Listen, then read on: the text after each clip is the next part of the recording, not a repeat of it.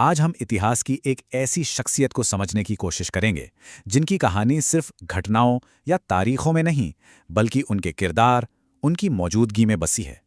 ये एक ऐसी दास्तां है जो सीधे दिल की गहराइयों तक जाती है। ये शब्द उन लोगों के हैं जिन्होंने उन्हें अपनी आंखों से देखा था। सोचिए क्या मंजर होगा। यही वो पावरफुल डिस्क्रिप्शन है जो हमें उनकी कहानी के बिल्कुल दिल में ले जाता है, रोशनी और नूर की कहानी। तो चलिए इसी रोशनी को और करीब से देखते हैं।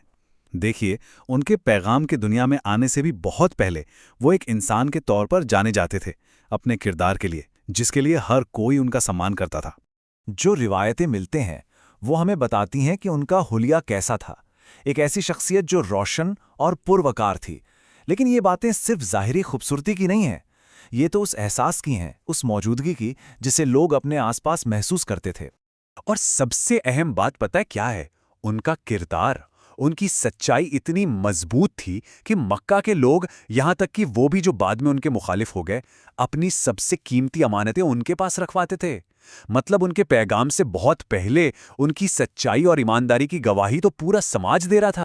तो यही किरदार, यही सच्चाई उनके जिंदगी के सबसे बड़े मिशन की बुनियाद बनी। तो चलिए अब हम उनके ज़ात से आगे बढ़कर उनके मिशन को समझते हैं कि वो असल में था क्या। कुरान में इस मिशन को एक लफ्ज़ में बताया गया है। ये कोई आम मिशन नहीं था। इसका मतलब था कि उन्हें भेजना अपने आप में पूरी कायनात के लिए रहमत का एक काम था। सिर्फ इंसानों के लिए नहीं, बल्कि हर चीज़ के लिए, जानवरों, पेड़ पौधों, मतलब सारे जहानों के लिए। तो ये जो रहमत थी, ये उनके लीडरशिप में कैसे नजर आती थी? वो 3 चीज़ों पर टिकी थी।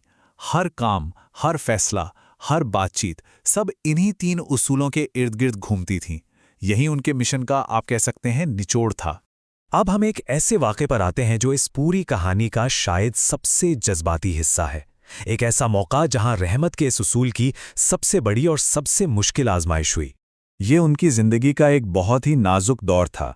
मक्का में उन्होंने अपनी सबसे बड़ी हिमायत करने वालों को खो दिया था, और वो एक नई उम्मीद, एक नई शुरुआत की तलाश में पास के शहर ताइफ का सफ़र कर रहे थे।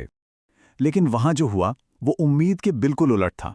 उन्हें बुरी तरह ठुकरा दिया गया।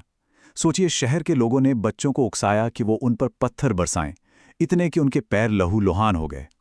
सारी उम्मीदें टूट गईं और उन्हें शहर के बाहर एक बाग में पनाह लेनी पड़ी। और ठीक उसी लम्हे जब वो ज़ाहिरी तौर पर सबसे ज़्यादा बेबस थे, एक फरिश्ता आता है और उन्हें एक ऐसी ताकत की पेशकश की जाती है जो सब कुछ बदल सकती थी। उन्हें कहा गया कि अगर वो चाहें तो इन लोगों को 2 पहाड़ों के बीच कुचल दिया जाएगा। अब जरा उनका जवाब सुनिए। बदला लेने के बजाय उन्होंने क्या कहा? उन्होंने कहा नहीं, बल्कि उन्होंने उन लोगों के लिए दुआ की, उम्मीद की कि अल्लाह इन्हीं लोगों की आने वाली नस्लों में से ऐसे लोग पैदा करेगा जो सिर्फ एक अल्लाह की इबादत करेंगे। ये अपने जख्मों से ऊपर उठकर दूसरों के मुस्तकबिल के लिए दुआ करना था।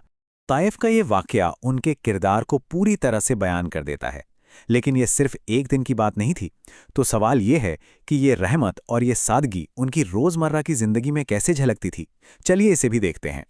उनका फलसफा सीधा था। एक लीडर वो है जो सेवा करता है। उन्होंने कभी भी अपने लोगों के मुकाबले अपने आराम या अपने ओहदे को तरजीह नहीं दी। उनका मानना था कि असली ताकत हुक्म चलाने में नहीं, बल्कि लोगों की खिदमत करने में है। उनका असर जबरदस्ती से नहीं, बल्कि फिक्र और देखभाल से बना था। ये कोई किताबी बातें नहीं थी। जब उनकी पत्नी हज़रत आयशा से उनके घर के कामों के बारे में पूछा गया तो उन्होंने यही बताया।